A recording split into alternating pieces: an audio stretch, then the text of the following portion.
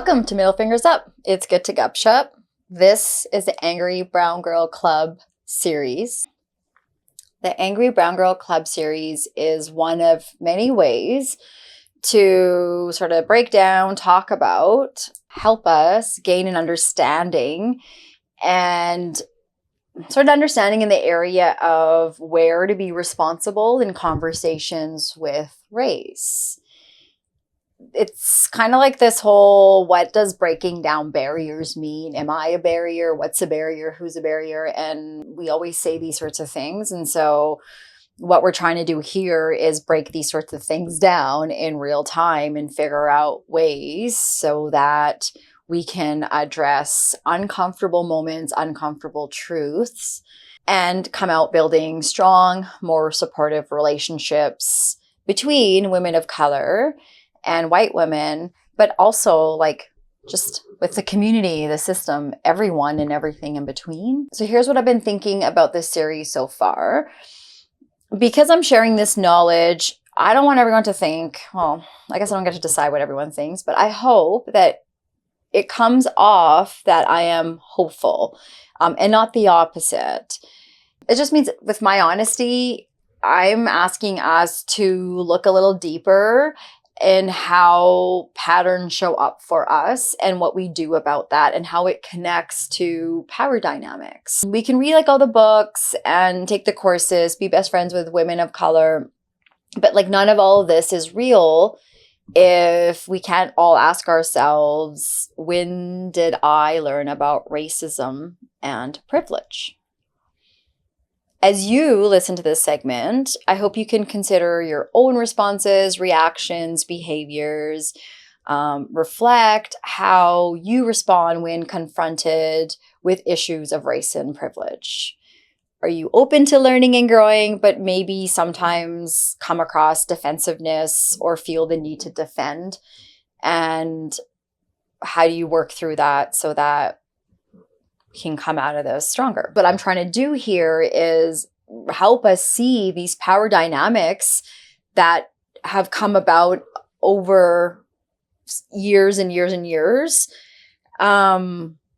These things shape who we are today. And so it's not like, oh, wasn't part of the slavery era, so that's not me, I'm not racist. Today, we're going to kind of get into some things that can help us recognize privilege and grow through that discomfort so that, again, we can come out stronger. So I think what may possibly come up here is that sometimes when we are learning about history, through a movie, a podcast on racism, a story, whatever way we sort of try to absorb that information, I think when we learn that way, sort of that educational route, we take that diversity course. It's a surface thing, like going to a restaurant and eating food from a different culture. It's great. It's surface. And I think sometimes it's hard to connect us to the histories and the patterns and those things. And it can feel here that this whole segment is so dark because there's a lot of conversation about picking apart, but we have to go to the beginning. We have to look at where all of this defensiveness, all of these sorts of things come from, where these power dynamics come from, if we want to then figure out where we can go. And I just think I want to give a shout out to those that are here listening to these conversations. I know they're not hilarious, humorous conversations. I get that. But I appreciate those that have been, sending messages and thinking about these things that have led to this series. So this series is taking these histories, these power dynamics that have evolved over time and asking you to recognize yours, ours as well. So it's kind of bringing it home. It's more intimate. It's close. So I can understand where it might be feeling a little. But again, thank you for sticking along and listening to these and being part of these conversations. So I think some of this might come as a shock or validation. Some might be oh my gosh, I had no idea. I feel terrible. Or some might be oh yeah, I already know that. I'm already on that. I'm great. I'm awesome. And that's those avenues, are what they are, and neither is better or the other. But I think, well, actually, when you think you know everything, that's the worst one. But here's the thing, like, no one's racism here is being tracked or in check. Everyone has to understand that no one is above it, and every single person has this in them, and we need to figure out where it comes from in order for us to work on it. So taking classes, reading books, all that's great, but then it's like, let's get practical and connect the dots so that there can be some action. One way to look at this is we all have germs, but it may not seem like we all carry them, and the fact of the matter is they're there, and racism is like germs. So in previous segments, we explored defensiveness, power dynamics, and like the history shaping these behaviors. And today we're going to get into the practical ways to recognize privilege, and then how to like grow through that discomfort. What is that all about? So we can better humanity. Welcome to segment 4, your onboarding. So onboarding is the process of introducing and integrating someone in a new like environment, system, or even like a new way of thinking. And it's about providing the necessary information, the tools, and support so that that person can really understand and navigate the space effectively. So kind of what we're doing here, right, with racism is understanding these spaces that we find ourselves in and how do we effectively, safely navigate ourselves. So let's join the conversation. Let's start with the I had no idea moment. Many people express shock when confronted with the realities of privilege and oppression. A common response is, I had no idea, but ignorance in today's world is a choice. Information is everywhere. So imagine stubbing your toe on the same chair every day. And maybe in the beginning, at first, you never noticed it. But then once it's pointed out to you, it becomes your responsibility to move the chair, problem solve, avoid the chair, learn how to be around the chair. Privilege works in the same way too. Awareness is a first step, but action must follow. Sometimes people say, I didn't know, as a way to offer solidarity or validation. However, it's often doing the opposite. It can feel like a shield that protects from blame, but also it keeps from accountability. Because when honestly someone responds back with, I didn't know this happens, or I didn't know I couldn't say that anymore, or in that way, it goes back to that earlier segment of that story about the tears. This response is another form of the tears. So remember that friend that was bawling, and then I ended up like consoling, and that's sort of what it became, taking care of her, meeting her needs. It sort of centers that person. And here we are no more sharing, learning, connecting, because you're in the shock mode. We're just sort of tending to, holy crap, yeah, okay, let's bring you down from the shock. You cool, yeah, it does still happen. But then also, like, we're not really going to talk further. You don't really go further because the shocked person isn't really like, tell me more. They're like, holy crap, I can't. This is too much. And so then the safety of the conversation sort of deteriorates, and we don't really want to continue to share. And often that's the decision factor now, is like, how are we going to come back to that and work through that? Or are we just going to never go back and have that conversation again? And that is how white supremacy continues to live in these moments. So why I didn't know isn't enough. Like I said, saying I don't know is that shield that protects from accountability and blame. And often that ignorance excuses the actions or the inactions. And maybe we can ask ourselves, like, when is the last time we actually sought to understand someone else's experience? We can find empathy for others when we try to understand what it might be like to be in their shoes at that time. But when it comes to sharing experiences of racism, it doesn't happen as much as it should. Instead of understanding, stopping, and listening, people often try to fill this uncomfortable sort of shoes with this cognitive dissonance, right? Which means you're holding two conflicting thoughts at the same time. So it's hard to simply say, I'm sorry this happened. And instead often presents as a shock. Wow, like how is that even possible in this day and age? That still happens. And then that just either forces us to defend or,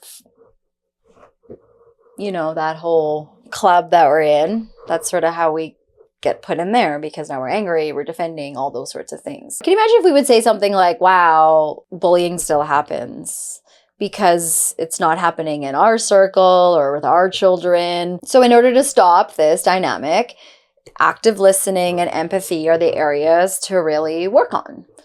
And if we can work on those things, when someone shares their experiences of racism, it's important to resist and maybe think of in that moment, like, what's my response going to be? One thing we can do is sort of backtrail here and look at shock and address that. Let's break that down. This is what would have to happen for shock to be legitimate. People would not be reading, not listening, not engaging with the world around you. And for someone to be genuinely shocked by the existence of racism, they would have to be completely disconnected from current events, social media, literature, conversations about race. And the scariest thing of that, honestly, is the lack of self-awareness. And only we ourselves can tune into where our level of self-awareness is and really pushing ourselves. I think that's where we got to go back to the basics and start with ourselves and chip away. How much do I really know about my role with racism? This level of ignorance is a choice, and it's like being in this privileged bubble and not engaging with the realities of what people of color experience on a day-to-day. And it's kind of sad because it disconnects a lot of friendships, a lot of work relationships, lots of growth in teaching with young people. Okay, so the conversation is the proof. The proof. Everybody always wants the proof, the facts. So here's the proof, okay?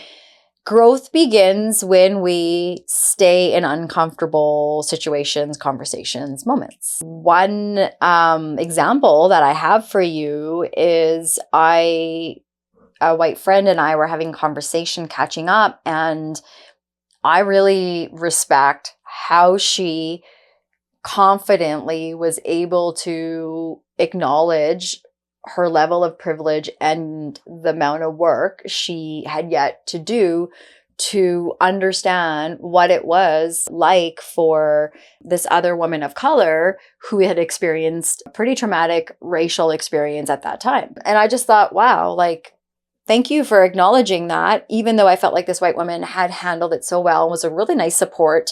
Unfortunately, like really the only support for this woman of color who went through this experience. And I really loved how she didn't jump to accept the compliment or the feedback of, hey, like, thanks for being there.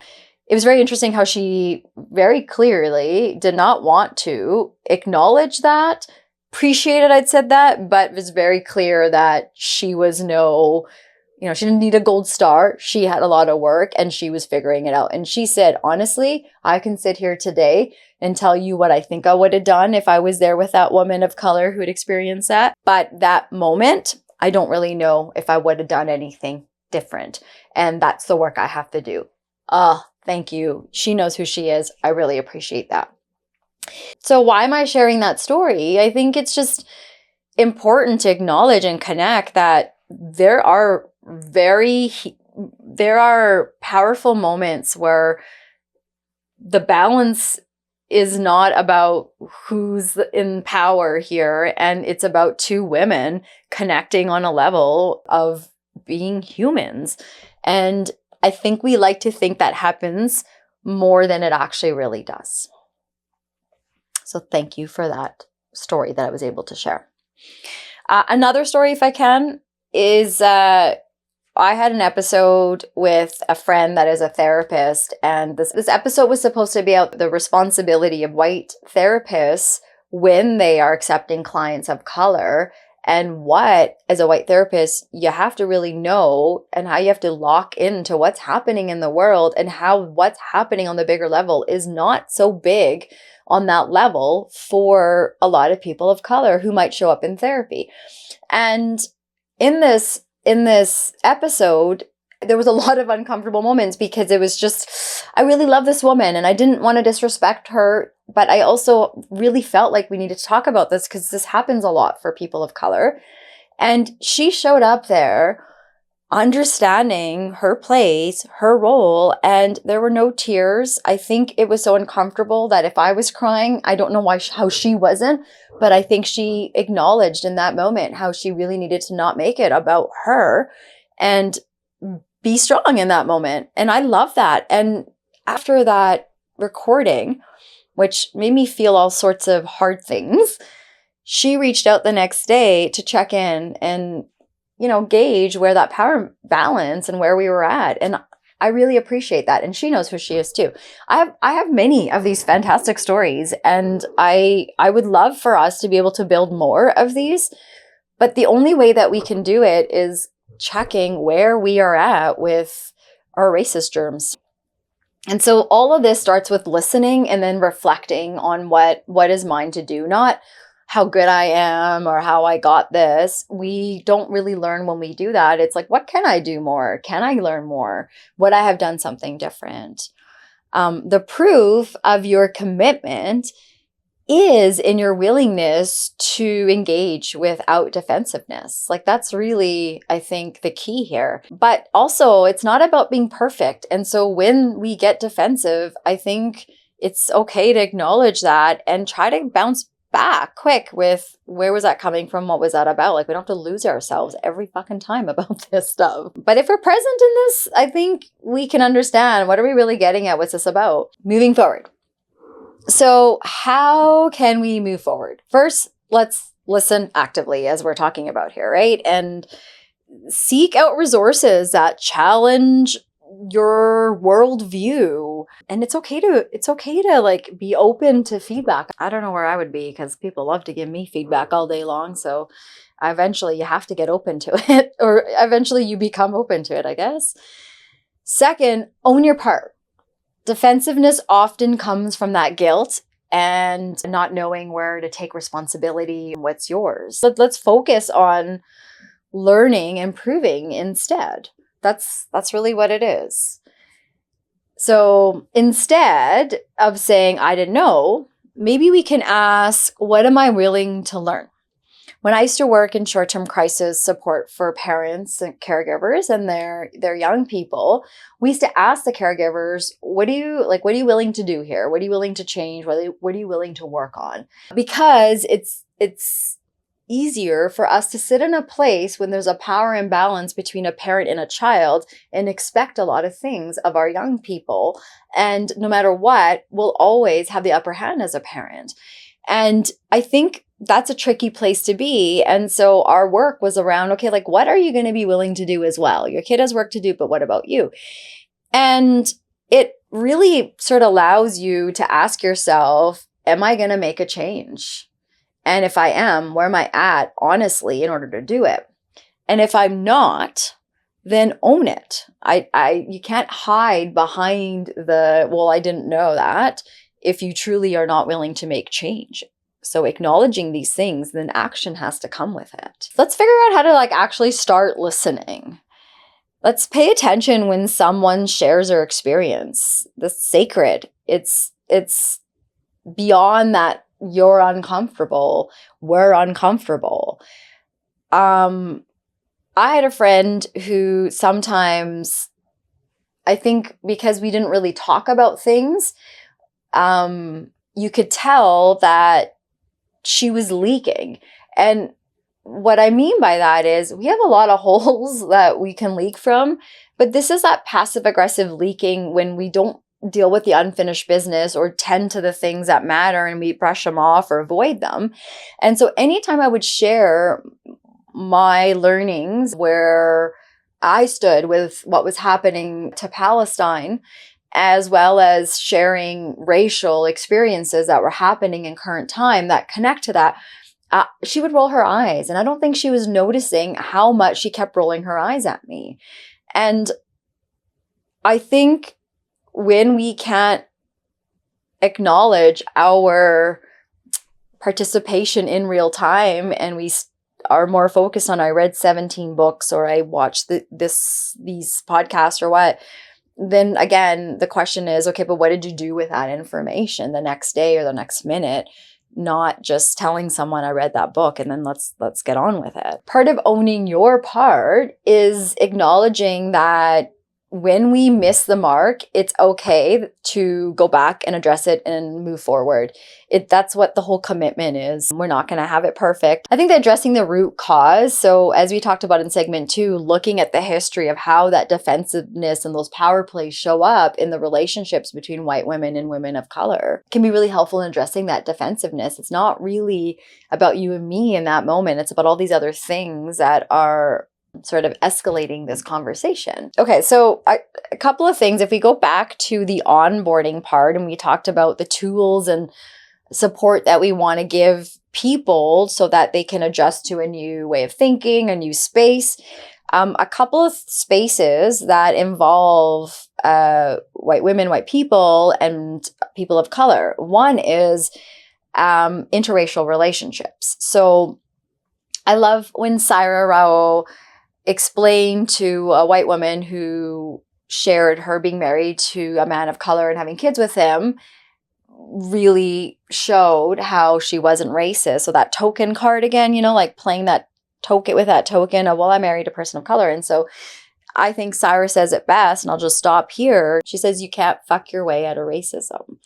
So hiding behind this, attracted to someone's color or the colorful parts of their culture is not enough to enter a relationship with them. And often people of color will say to a white person, have you dated someone of color? Because you are entering a very different context and world, and you wouldn't know it. It's important that you can understand how to get to know that. I think a question that you can ask yourself when you are in a interracial relationship is, how am I linked to the barriers my partner experiences or the BIPOC community experiences?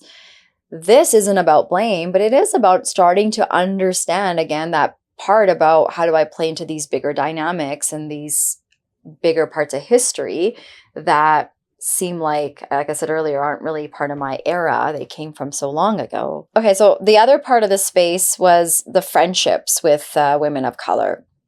So similarly in the friendships, showing up means more to linking to the pretty parts of my culture. It's about learning and understanding our experiences and checking your own assumptions. Allyship isn't a badge, it's an ongoing practice. So one way to look at it is, I have been around white women who will say all their best friends or all the friends they're with are women of color. And that's a first sign when you have to announce that. Again, you're looking for acceptance or something, but you're not understanding what power is at play here. So I think ask yourself, why are you friends with these women of color? What is that about? And the need to announce it to others. Or like I said at that dinner, when I was reminded that my friend's best friend was also brown, how dare I call her racist? But yet all the things that were said prior were proof in the conversation. However, we couldn't go there. I think it's really important that we examine these friendships. So one way, some questions we can ask ourselves is, what privileges do I bring into this relationship? And how might they shape my perspective or behavior? What biases have I internalized? And how would I even know what biases are, and how would I figure out if I had internalized biases? And how could I actively work to unlearn them? And here's the thing, we all have them. So it's not like anyone's born without those germs. They're all in there. So we have to figure out what ways to treat them, but not treating them in a way that they keep coming back, right? I think a question that I really adore is, how can we create a safe space to talk about uncomfortable or sensitive topics? And then how do we address the misunderstandings and the microaggressions as they arise? How do systemic barriers affect my partner or my friend? And what is my role in dismantling them? And I think these questions, like when we answer them, it's also good to like do a drip check.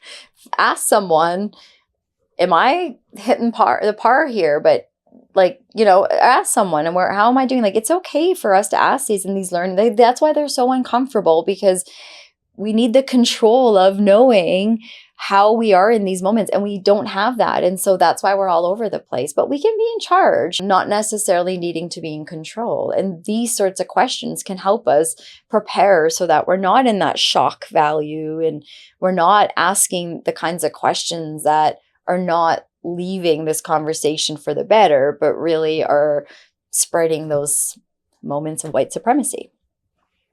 So again, how do you show up as an ally or an accomplice in these spaces that go awry? And I think all of us, including us people of color, have to ask ourselves all of these questions, because we play a part when we continue to allow it or perpetuate it or not even recognize that it's happening. And when we don't know, how can we show up in the best way possible for each other? All we can do is say we're trying, I guess, right? Thank you for today's talk. I really appreciate everyone that stayed and been part of these conversations. We are trying to learn, right? We're not trying to blame. We're just trying to figure out where our accountability is in these moments and who's who. Growth requires that discomfort, and it also requires us being connected to ourselves, give ourselves some self-compassion and understanding as we learn. So today's discussion isn't about blame, as we uncovered, right? It's about that learning, and growth is uncomfortable, as we talked about. But it's also something that brings connection and understanding. So if we can keep showing up for these conversations in a way that can make meaningful change, I think we can agree then no more surface talk, because this is all for the future. It's all for our kids. Stay angry.